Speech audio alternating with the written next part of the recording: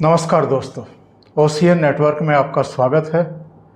और आज हम बात करेंगे बाबा रामदास से। बाबा रामदास, बहुत स्वागत है, पहली बार ओसीएन नेटवर्क पर आपका हार्दिक अभिनंदन है। नहीं, मेरा सौभाग्य जी। आपके सभी दर्शकों को प्रणाम। बाबा रामदास का अपना भी ही चैनल है। बाबा, उसका नाम भी बता दीजिए। बाबा की खरी खोटी। बाबा की खरी खोटी नाम से वो चैनल है, उस पर भी आप देख सकते हैं जाकर के। और बाबा तो आजकल वैसे ही वायरल हैं, बहुत सारे चैनल जो हैं उनको बुलाते हैं, अलग अलग विषयों पर उनकी जो विचारधारा है वो लोगों को बहुत प्रभावित और आकर्षित कर रही है। और बाबा वैसे तो किसी एक प्रदेश के नहीं हैं, किसी एक शहर के और जगह के भी नहीं हैं। इनके मूवमेंट चलते रहते हैं देश भर में, जहाँ जहाँ ज़रूरत होती है लोग बुलाते हैं, वहाँ जाते हैं। लेकिन चूँकि पंजाब में रहते हैं तो आज हम पंजाब पर ख़ास तौर से बात करेंगे। पंजाब की आम आदमी पार्टी के परफॉर्मेंस की बात करेंगे। जो सब्ज बाग दिखाए गए थे पंजाब की जनता को, और एक तरीके से जो क्योस था उसका जो फ़ायदा उठाया था केजरीवाल एंड कंपनी ने, क्या जो जन अपेक्षाएँ थी, जो लोगों की उम्मीदें थी, इनसे वो पूरी कर पाए हैं। और जो ये राजनीति बदलने के नाम पर आए थे, दिल्ली में भी, पंजाब में भी कह रहे थे कि एक बार हमें आप सेवा का मौका दीजिए, ये नशा और तमाम जो दूसरी चीज़ें हैं ये तो हम चुटकियों में जो है ख़त्म कर देंगे।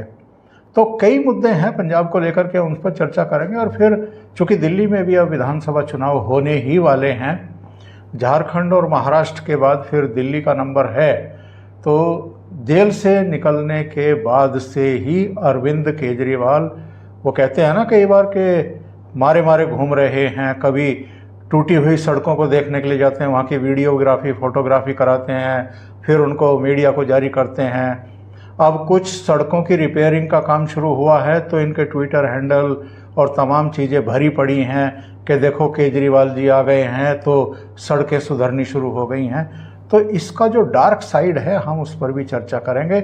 और इस बार दिल्ली में इनके सामने किस तरह के ख़तरे हैं, किस तरह की चुनौतियां हैं, विश्वसनीयता का जो बड़ा भारी संकट इस समय इनके सामने है। क्योंकि हमने देखा है जो 2023 दिसंबर में 5 राज्यों के चुनाव हुए थे, उनमें से 3 राज्यों में इन्होंने 205 कैंडिडेट खड़े किए थे, सबकी जमानत जब्त हो गई थी और जो नोटा होता है उससे भी 50% कम वोट मिले थे।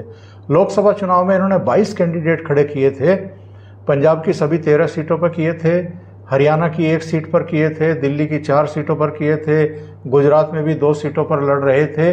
22 में से केवल 3 कैंडिडेट इनके पंजाब में जीत पाए, जबकि वहाँ इनकी सरकार है और 117 के सदन में 92 सीटें जीत करके इन्होंने सरकार बनाई थी। तो क्यों लोगों का अचानक मोह भंग हो गया है इनसे, इस पर भी चर्चा करेंगे। तो बाबा, सबसे पहले तो हमें ये बताइए कि पंजाब की इस समय सिचुएशन क्या है, पंजाब के लोगों की मनः स्थिति क्या है, क्या वो राहत की सांस ले रहे हैं कि जैसी सोची थी वैसा ही सरकार काम कर रही है, या उनको अब कहीं प्रायश्चित है इस बात का कि भाई क्योस था, अकाली दल भी कमज़ोर था, भारतीय जनता पार्टी भी तैयार नहीं हो पाई थी।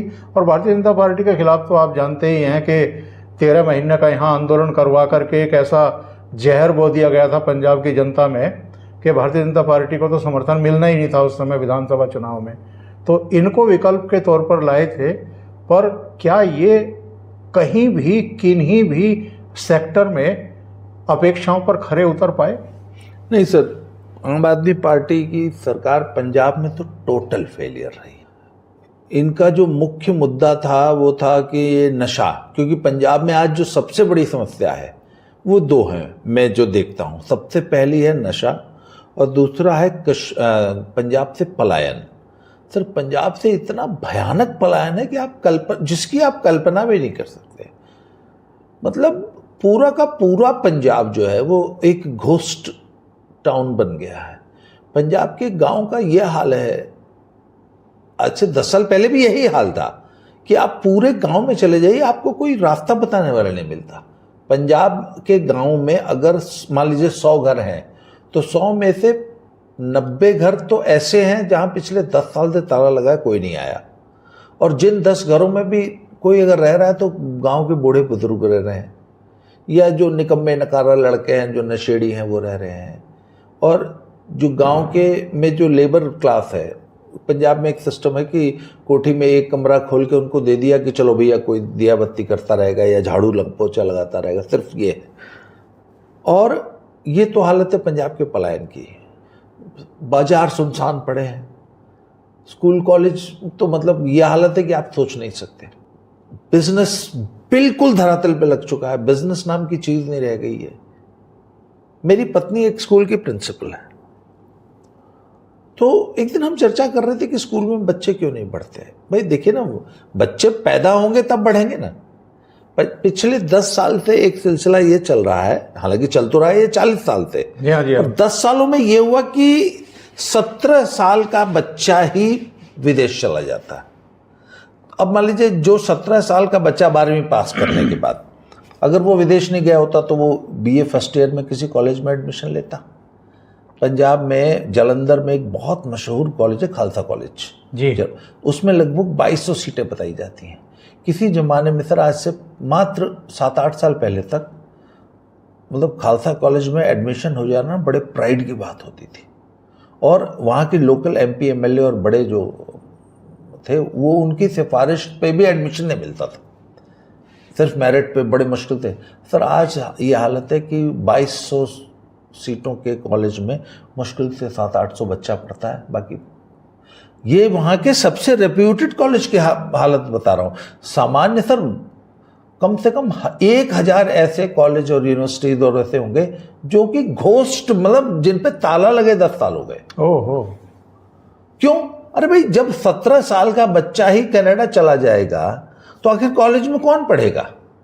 अच्छा, जो आज से 10 साल पहले 17 साल का लड़का है, आज वो 27 साल का है, वो तो कनाडा में रहता है। अगर एक तो उसकी शादी ही नहीं हुई, अगर हुई होती तो उसके बच्चे पंजाब में पैदा होते ना।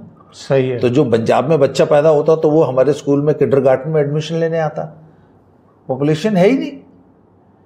तो सर पंजाब में पलायन एक बहुत बड़ी समस्या है, पहला। दूसरा, नशा एक बहुत व्यापक समस्या शुरू से रही है। इन्होंने तो कहा था कि आते ही खत्म कर देंगे। सर असंभव है। एक तो पंजाब नार्को टेररिज्म का शिकार हुआ है, जो पाकिस्तान का, आईएसआई का और इस डीप स्टेट का एजेंडा रहा कि इंडिया को डिस्टेबलाइज करना है तो पंजाब को डिस्टेबलाइज करके रखो। तो पहले तो ये 80 और 90 के दशक में आतंकवाद से उसको जलाते रहे। इंडिया ने किसी तरह वो कंट्रोल किया, तो नार्को टेररिज्म और करेंसी, नकली करेंसी वाला मोदी जी ने कंट्रोल कर लिया आपके नोटबंदी से। हाँ, मॉनेटाइजेशन। तो अब सर बच गया है नशा। तो उसकी सबसे बड़ी जो आमद है वो पाकिस्तान बॉर्डर से होती है। और सर पंजाब में नशे के इतना बुरा हाल है कि आप सोच नहीं सकते। अच्छा, तीसरा सर, जब से भगवंत मान सरकार आई है, इन्होंने फ्रीबीज का वादा कर दिया। लोगों ने पूछा, भैया इतने वादे कर रहे हो, कहाँ से पूरे करोगे? तो मुझे याद है केजरीवाल का कि मैंने 20,000 करोड़ मैं यहाँ से बचा लूंगा, 20,000 करोड़ भ्रष्टाचार से बचा लूंगा, 50,000 करोड़ मैंने माइनिंग से सोच रखा है, तो मैं इतने 1000 करोड़ तो यहाँ से ले आऊंगा, तो मेरा तो हो जाएगा। सर आज ये हालत है कि पंजाब में 3-3 महीने से तनख्वाह नहीं मिली। मतलब पंजाब पुलिस जैसे महत्वपूर्ण विभाग में भी तनख्वाह जो है 20-20, 25-25 दिन लेट हो जाती है। सर अब जब आपके पास सैलरी देने के लिए पैसे नहीं है तो आप सड़कें कहां से ठीक कराएंगे? सही है। बिजली मुफ्त दे रहे हैं आप, बिजली की सब्सिडी 22,000 करोड़ की है। ये यात्रा मुफ्त कराते हैं महिलाओं को सरकारी बसों में। इससे क्या हुआ?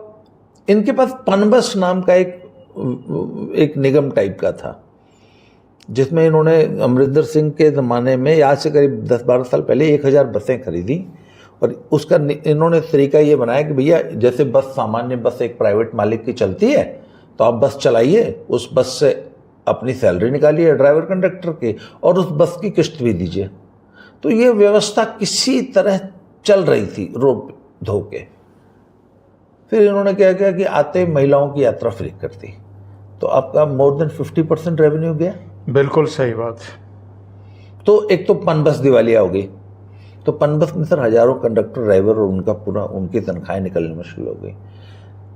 चलिए ये तो पनबस जो दिवालिया हुई तो हुई। अब सर प्राइवेट बस थी,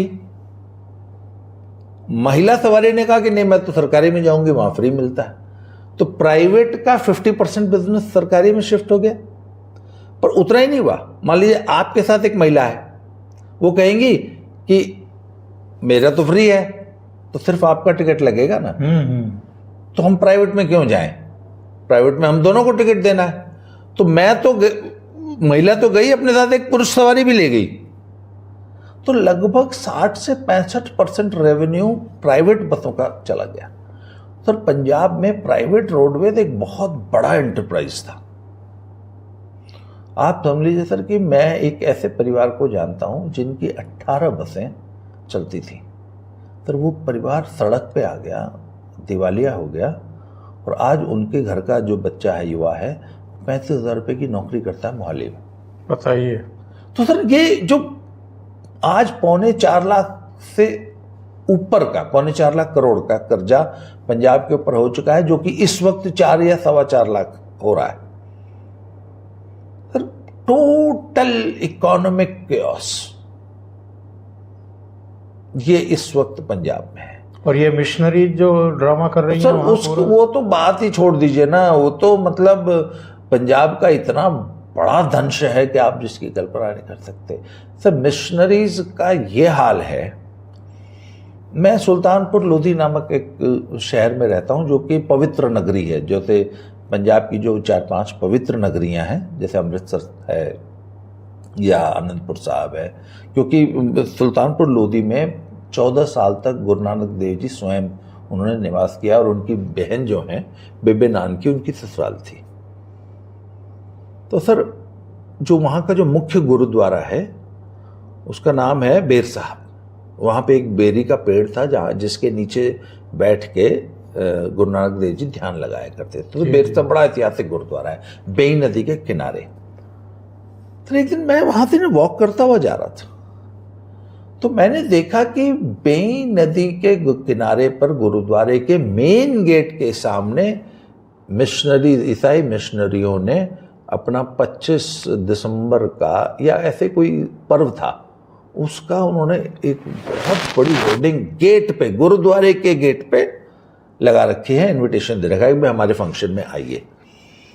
मैंने कहा भाई गुरुद्वारे पर इतनी बड़ी ईसाई मिशनरी की होर्डिंग किसको इनवाइट कर रही है? सिखों को ना। सही बात। जो उस गुरुद्वारे में मत्था टेकने आ रहा है, आप उनको इनवाइट कर रहे हैं कि हमारे चर्च में आइए।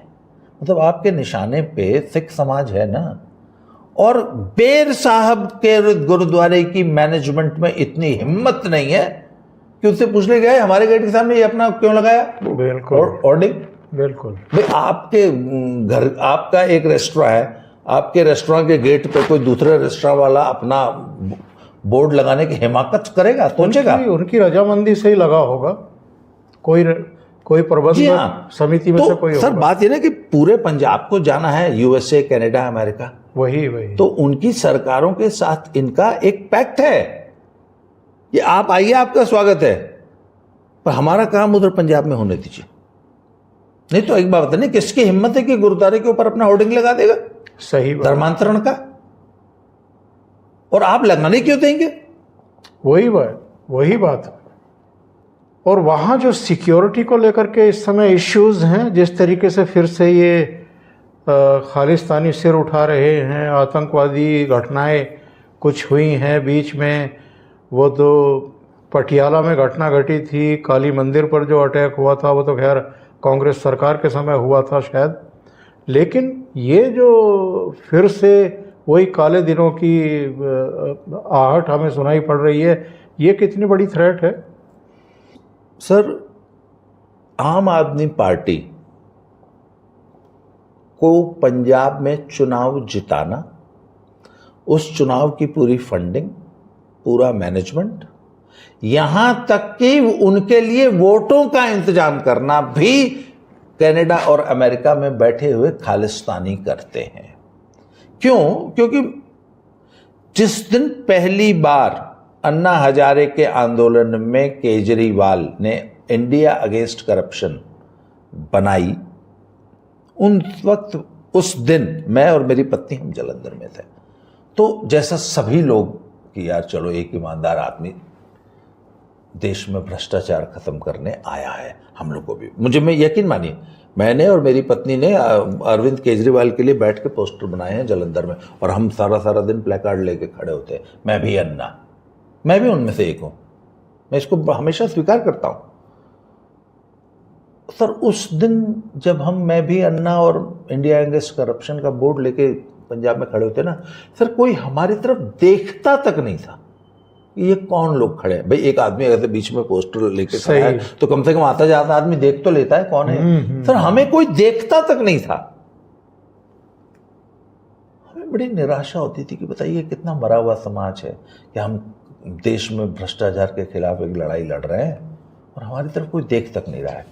सर उसके 1 साल बाद मैंने एक दिन महसूस किया कि इसकी पार्टी बन चुकी थी और उसका चुनाव देना था झाड़ू। सर पंजाब में जिससे बात करो, हाँ भाई चुनाव, झाड़ू झाड़ू झाड़ू झाड़ू झाड़ू, मतलब आप 100 लोगों से बात करिए 90 लोग झाड़ू बोलते थे। सर मुझे बड़ा ताज्जुब है, मैंने कहा ये अचानक इतना जन समर्थन एक ऐसी पार्टी के लिए जिसके लिए कल तक कोई नाम तक नहीं जानता था, लेता नहीं था नाम। फिर मैंने पता लगाने की कोशिश की, मैंने कहा ये अचानक इतना समर्थन कहाँ से आ रहा है भाई। तो सर फिर जब धीरे धीरे पढ़ा, फिर जब इनके नेताओं के हमने भाषण सुने इनका, तो मैंने कहा यार ये तो खालिस्तान की भाषा बोल रहा है। तो फिर पता लगा कि ये अरविंद केजरीवाल, मनीष सिसोदिया वगैरह, they went to England, US, पूरा यूरोप का भ्रमण करके आए वहाँ खालिस्तानियों, और इन्होंने खालिस्तानियों को बोला कि हम आपका एजेंडा पूरा करेंगे, आप हमें पंजाब में समर्थन दीजिए। तो इनका समर्थन आया सर कनाडा अमेरिका से पहले। यहाँ का जो क्लर्गी है, यहाँ जो गुरुद्वारों के माध्यम से पंथिक वोट जिसको बोलते हैं, तो वहां से आया, एक अनाउंसमेंट हो गई और ठीक है, अचानक रातों रात जो है पूरा समाज झाड़ू झाड़ू झाड़ू झाड़ू झाड़ू। तो सर एक बात बताइए ना, आपके लिए वोट वहां से आ रहा है कनाडा से, फंड्स वहां से आ रहे हैं, कैंडिडेट तक वहां से तय हो रहे हैं, तो आप तो, ये तो उनकी सरकार है ना। हाँ उन्हीं की कठपुतली है। तो आप तो उनकी कठपुतली हैं। और अभी तो पन्नू ने एक वीडियो जारी करके कह दिया था ना कि हमने तो 133 करोड़ रुपया दिया है केजरीवाल को। यस। तो सर आप फिर, वो तो आपके आका हो गए ना, तो अपने आका का कहना कैसे डाल देंगे आप। और आप इसी शर्त पे आपको बिठाया गया है कि आप उनका एजेंडा यहां लागू करेंगे, आप उनकी कठपुतली हैं। तो ठीक है सर, तो उनकी सरकार है सर, ये आम आदमी पार्टी की सरकार नहीं है। ये कनाडा और अमेरिका और यूरोप में बैठे हुए खालिस्तानियों की कठपुतली सरकार है। वो जैसा कहते हैं वैसा करती है, तो उनको तो फ्री रन देना ही है। ये जो कहा जाता है कि अरविंद केजरीवाल जो है वो डीप स्टेट के आदमी हैं और डीप स्टेट ही चाहती है कि ये आगे बढ़ें, इसमें कितनी सच्चाई आप मानते हैं? क्योंकि जो फंडिंग हुई है पन्नू से, वहाँ के अतिवादी आतंकवादी संगठनों से, खालिस्तान परस्त लोगों के द्वारा, वहाँ के तो वीडियो भी आ गए, और डॉक्टर मुनीस रायजादा से भी मेरा एक इंटरव्यू हुआ था जी, जो उन दिनों शिकागो में थे और अरविंद केजरीवाल के लिए वो मैं फॉरेन फंडिंग का काम करते थे। जी, वो मैं जानता हूँ। हाँ, तो उन्होंने खुद कहा कि जिस दिन इनकी पन्नू से और दूसरे लोगों से मुलाकात हुई मैं वहाँ मौजूद था, लेकिन हम लोग बाहर बैठे थे और ये लोग अंदर बैठ कर के उनसे बात कर रहे थे कि क्या उनका एग्रीमेंट हुआ, क्या बातें हुई, क्या तय हुआ, वो तो बाद की बात है, लेकिन ये पक्का है कि वहाँ से फंडिंग हुई है। और पन्नू हो, जॉर्ज सोरोस हो, ये सब तो डीप स्टेट के खिलौने हैं। पन्नू खुद डीप स्टेट का पैदा है। जी हाँ, तो ये एक कड़ी जुड़ती है। तो अगर ये सब चीज़ें हैं और दिल्ली में आज जो अरविंद केजरीवाल की स्थिति हो गई है कि चुनाव जब सर पे आए हैं तो जेल से बाहर निकलने के बाद गली गली मोहल्ले मोहल्ले जा रहे हैं और लोग अब काले झंडे दिखा रहे हैं। एक आक्रोश है लोगों में कि भाई तुमने कितने झूठ बोल रखे हैं, तुम लंदन और पेरिस बनाना चाहते थे दिल्ली को, और तुमने क्या हालत बनाई है। तुम हर तीसरे साल कहते थे कि बस अगले 5 साल में यमुना को ऐसा कर दूंगा कि आप लोग परिवार के साथ जा कर के शाम को घाट पर वहाँ जश्न करेंगे और पहली डुबकी तो मैं लगाऊंगा यमुना में। तो यमुना की हालत क्या करके छोड़ी हुई है, सड़कों की हालत क्या हो गई है, पॉल्यूशन हर साल की समस्या है, पेयजल का संकट हर गर्मियों की समस्या है, और जब भी बारिश होती है तो दिल्ली डूब जाती है। तो क्या इस बार का जो ये चुनाव आने वाला है ये केजरीवाल को डुबोएगा दिल्ली की तरह, या थोड़ा बहुत ये फिर कुछ कलाकारी करेंगे, लोगों को बहकाएंगे, उनका विश्वास अर्जित करेंगे और फिर नैया अपनी पार लगा लेंगे? सर, आपने डीप स्टेट की बात की। डीप स्टेट इंडिया में they started with Arvind Kejriwal, पर बीच में फिर मुझे ऐसा लगता है कि उनको लगा कि अरविंद केजरीवाल फेल्ड देम। अरविंद केजरीवाल, उनको लगा कि ये बहुत छोटा प्यादा है, हिंदुस्तान का जो साइज है उसके लिए अरविंद केजरीवाल बहुत छोटी मछली है। तो उन्होंने एक फिर बड़ी मछली फंसाई जिसका नाम है राहुल गांधी जी। और तो डीप स्टेट का मोडस ऑपरेंडी जो है वो जो हमने बांग्लादेश में देखा, उनका जो तरीका है ना वो बहुत क्रिस्टल क्लियर है कि सबसे पहले जो वहां की सरकार है, जिस देश में तख्ता पलट करना है, सबसे पहले वहां की सरकार को जो है संदिग्ध बनाओ, उनके चुनाव को संदिग्ध बनाओ कि नहीं साहब ये तो तानाशाह है, जो वो ना वो मोदी तानाशाह है, गलत तरीके से चुनाव जीतता है, ईवीएम हैक करके चुनाव जीता गया है, इस चुनाव का कोई मतलब ही नहीं है। तो उनका है कि सबसे पहले किसी एक मेजर पार्टी से चुनाव का बहिष्कार करा दो या चुनाव को संदिग्ध बना दो, और चुनाव को बोलो नहीं ये तो चुनाव ही नहीं, this is the farce, the democracy flawed. और वो बांग्लादेश में बीएनपी ने यही किया। हाँ, उसके बाद अब चूंकि आपका प्रधानमंत्री डिक्टेटर है, चुनाव जीत के ही नहीं आया, चुनाव तो फार्स था, डेमोक्रेसी खतरे में है, संविधान खतरे में है, इसलिए कोई एक आंदोलन खड़ा कर दो। तो सर वो जो आंदोलन खड़ा होना था ना, वो इन्होंने ट्रायल रन तो कर लिया है किसान आंदोलन के नाम पे। दूसरा किसान आंदोलन ये करके तो चल पड़े थे, वो तो मोदी जी ने की जो भी, खैर उनको तो खैर भाई उनकी प्लानिंग हम लोग तो समझ भी नहीं सकते। बिल्कुल सही है। तो सर मोदी जी ने उनको वहां रुकवा दिया, खट्टर साहब से, शंभू बॉर्डर पर। वो आज तक सर 9 महीने होने को है, शंभू बॉर्डर पे आज भी नाका लगा हुआ। अभी मैं परसों जब आया हूँ तो मुझे ही मालूम है, हमने वो बॉर्डर कैसे पार करके जो है वो इधर से गांव में घुस के, मतलब समझ लीजिए कि 10 से 15 किलोमीटर का सफर था वो, उसको पार करने में हमें 3 घंटे लगे। और ये 9 महीने से वहाँ की जनता झेल रही है। और इसके बावजूद कि सुप्रीम कोर्ट कह चुकी है उनको कि एक तरफ का रास्ता खोल दीजिए, नहीं, ताकि जो मेडिकल से जुड़े हुए प्रॉब्लम्स हैं या जो अधिवक्ता आते जाते हैं, बीमार लोग आते हैं, उनको जो है किसी तरह की असुविधा ना हो, लेकिन अभी भी नहीं खोल रहे। सर पटियाला से अंबाला की दूरी है 50 किलोमीटर, और पंजाब रोडवेज और सड़कें इतनी अच्छी हैं कि 1 घंटे में 50 किलोमीटर यात्रा पूरी हो, आराम से हो जाए। सर वो 3 घंटे में नहीं होती आजकल, ये हालत है। और सर उस पूरे इलाके के, हरियाणा और पंजाब दोनों की, पूरे इलाके की इकोनॉमी बर्बाद हो गई उस रोड के 9 महीने से। बिल्कुल हो गई होगी। अच्छा, तो सर ये चल रहा है, तो अब इनको दिल्ली आने का रास्ता मिला नहीं। बड़ी उम्मीद पाले हुए थे कि हरियाणा में। बड़े मजेदार आपको किस्सा सुनाता हूं, थोड़ा समय तो लगेगा। जी हाँ, पर बड़ा मजेदार किस्सा है सर। ये 70 के दशक की बात है। पंजाब के मुख्यमंत्री पता नहीं कौन थे, उनके साथ बंसीलाल थे हरियाणा के मुख्यमंत्री, नया बना था। किसी बात पे इनकी आपस में होंटू हो गई, तो पंजाब वाले मुख्यमंत्री ने बोला कि बंसीलाल जी, चंडीगढ़ में घुसने नहीं दूंगा, बंसीलाल बड़ा जिद्दी आदमी था। अच्छा, वो रातों रात जो सड़क बनाई थी। तो बंसीलाल के वो बात लग गई। उन्होंने बोला कोई नहीं जी, आप बड़े भाई हो, हाँ हाँ, कोई बात नहीं, चलिए सब। वो अपमान का घूंट पी के बंसीलाल अपने ये ऑफिस आया। जीरकपुर के बजाय लालड़ू के बजाय, हाँ, तुरंत उन्होंने अपने सारे बुला लिए, मैंने बैठो। कहते हैं ऐसी सड़क बताओ जो कि पंजाब में घुसे बिना हम चंडीगढ़ घुस जाएं। तो उन्होंने नक्शा निकाला, तो बोले जी ये सड़क है जो कि अंबाले से इधर से नारायणगढ़ होती हुई सीधे ये यहाँ से घुस जाएगी। बिल्कुल नक्शे पे। तो बोले हाँ ठीक है। बोले ये सड़क बनाने में कितना टाइम लगेगा? तो उन्होंने बोला शायद कुछ कोई 1.5-2 साल, उस जमाने 70 का दशक था। उन्होंने बोला, चीफ इंजीनियर को बोला आपने कि 6 महीने में सड़क तैयार चाहिए, नहीं तो दूसरी नौकरी ढूंढ लेना, 6 महीने की नौकरी है तेरी। बिल्कुल। और सर बंसीलाल ने वो 6 महीने में सड़क बना दी। यस, बन गई वो सड़क। फिर जैसे ही सड़क बनी, बंसीलाल दिल्ली से उस सड़क से होता हुआ चंडीगढ़ पहुंचा और अपने ऑफिस नहीं गया जी, सीधे गया पंजाब चीफ मिनिस्टर ऑफिस।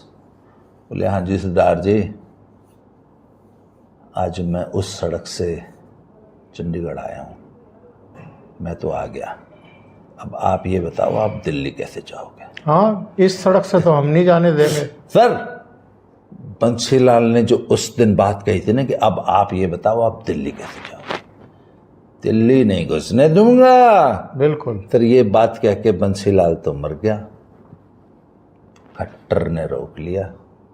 बिल्कुल रोक दिया। अब आओ दिल्ली कैसे जाओगे? सर एक बात बताऊं, मैं इसीलिए बार बार जब हरियाणा की बात करता हूँ ना मेरी आंखों में आंसू आ जाते कि हम, सर जब इतिहास लिखा जाएगा ना आज से 10-20 साल बाद, तो भारत की एक विलक्षण घटना मानी जाएगी राजनीतिक, जो ये इस चुनाव में सर इनके डीप स्टेट के मंसूबे फेल कर दिए हरियाणा की जनता ने। बिल्कुल सही है। नहीं तो सर आज हरियाणा पार करके ये अराजकतावादी इन्होंने पूरी दिल्ली घेर ली होती। आम आदमी पार्टी और कांग्रेस मिलकर के दिल्ली की नाक में दम कर देते और अंतर्राष्ट्रीय स्तर पर मोदी को बदनाम करते।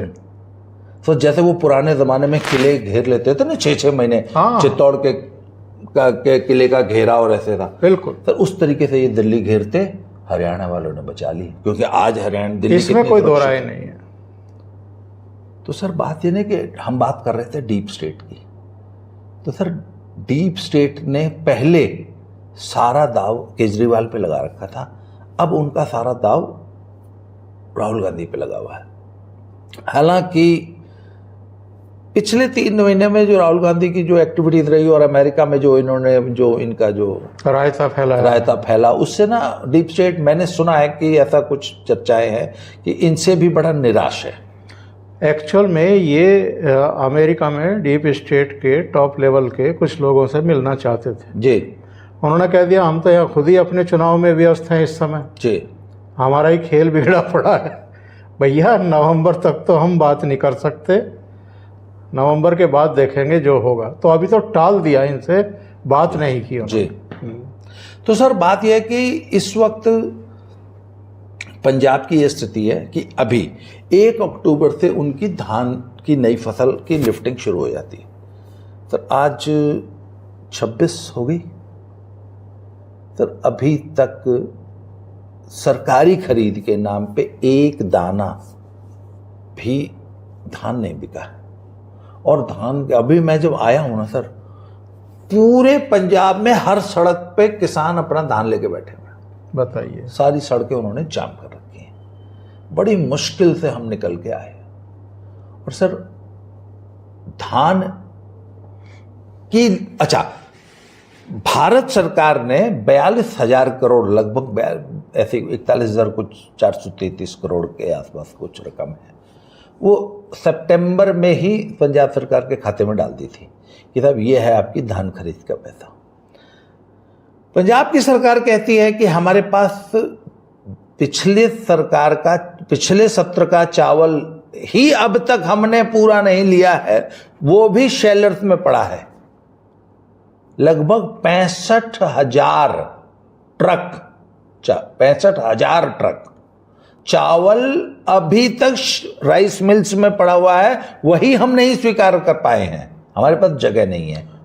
तो क्या हम ये मान करके चलें कि केजरीवाल भगवंत मान के खिलाफ वहाँ इस समय भयंकर नाराजगी है अलग अलग वर्गों में, किसानों में भी, दूसरे वर्गों में भी, क्योंकि ये जो इन्होंने वायदे किए थे वो तो इन्होंने कंप्लीट किए नहीं हैं। सर वायदा तो इन्होंने कोई भी कंप्लीट नहीं किया। वहाँ वो 300 यूनिट बिजली फ्री मिल रही है, महिलाओं को यात्रा फ्री मिल रही है, इसके अलावा वहाँ मैंने ऐसा कोई वायदा इनका पूरा होता देखा नहीं। किसानों को बरगला के इन्होंने चढ़ा बढ़ा के दिल्ली के लिए रवाना किया था, वो मुसीबत इनके गले पड़ गई। वो आज भी शंभू बॉर्डर और एक खनौरी बॉर्डर कहलाता है, 2 बॉर्डर, उस पर वो बैठे हुए हैं। धान की लिफ्टिंग हुई नहीं। हालांकि इन्होंने they have tried to pass on this problem to Modi कि साहब ये केंद्र सरकार की कमी है, पर पंजाब का किसान इतना समझदार है, वो जानता है। पंजाब का जो असली किसान है सर, वो इस चीज को महसूस कर रहा है कि हमारे नाम पे डीप स्टेट ने एक किसान आंदोलन करवा के हमारे हक फायदे की जो चीज थी 3 कृषि कानून, वो वापस करवा के हमारा बहुत बड़ा नुकसान करा दिया। अच्छा अब आप देख लीजिए ना भाई, धान तो यूपी भी बहुत धान होता है, हरियाणा में भी बहुत धान होता है, वहां कोई धान की लिफ्टिंग की प्रॉब्लम नहीं है। आपने असली किसान की बात कह करके ये कहा है कि ये नकली किसान है जो बैठे। बिल्कुल, ये तो और ये चुनाव में इस बार 1170 वोट चढ़ोनी को मिले तो लोगों ने बता भी दिया कि तू नकली ही है जी, है नहीं। तो क्या सरकार कुछ इलाज करेगी इन नकलियों का, या इनको ऐसी मरने खटने देगी और ख़त्म होने देगी, एक्सपोज होने देगी? सर एक बात बताइए ना, पंजाब का किसान धान लेके बेचारा मारा फिर रहा है, भगवंत मान के पास कोई सोल्यूशन नहीं है। सोल्यूशन है वैसे, मैं असली अंदर की बात आपको बताऊं, सोल्यूशन है।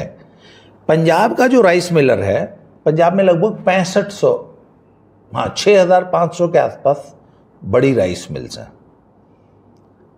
मेरी राइस मिल एसोसिएशन के एक बड़े पदाधिकारी से बात हुई, मैंने उनसे फोन पे मैंने पूछा इस समस्या का समाधान बताइए। उन्होंने कहा जी देखिए, हमारे पास 2 तरीके होते हैं, 2 सिस्टम है पंजाब में।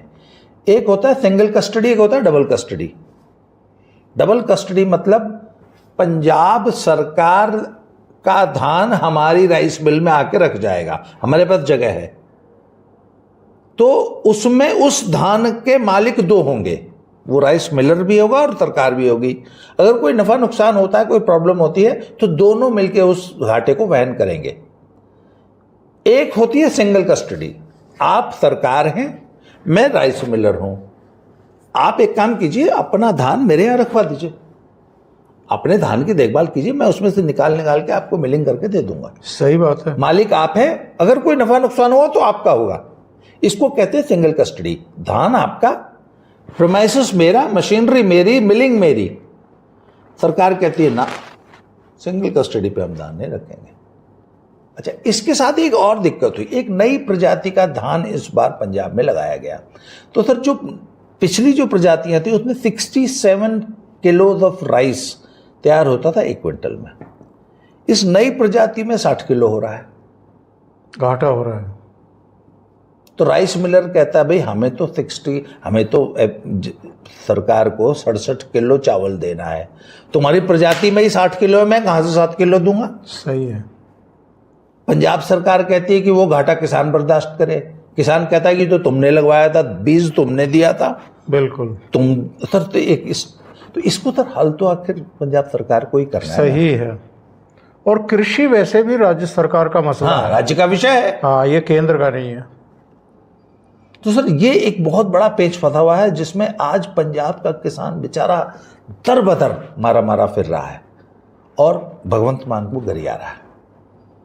और ये जो सूचना मिल रही थी बीच में कि भगवंत मान और केजरीवाल के बीच में भी सब कुछ ठीक ठाक नहीं चल रहा है, वो तो सर देखिए, भगवंत मान एक कठपुतली चीफ मिनिस्टर है, उनके बारे में ये कहा जाता है कि सुबह 6 बजे अगर वो 2 पैग न ले लें तो उनके ना हाथ ऐसा कुछ सुनने में आया है कि उनके हाथ शायद कुछ ऐसे, यानी बिस्तर से उतरने के लिए, पैरों पर खड़ा होने के लिए उनको ठीक ठाक मतलब सीधे खड़े रहे उसके लिए वो सुबह ले लेते हैं, फिर उसके बाद हर 2-2, 3-3 घंटे पे लेते रहते हैं और शाम को 7 बजे फिर वो रिटायर कर जाते हैं।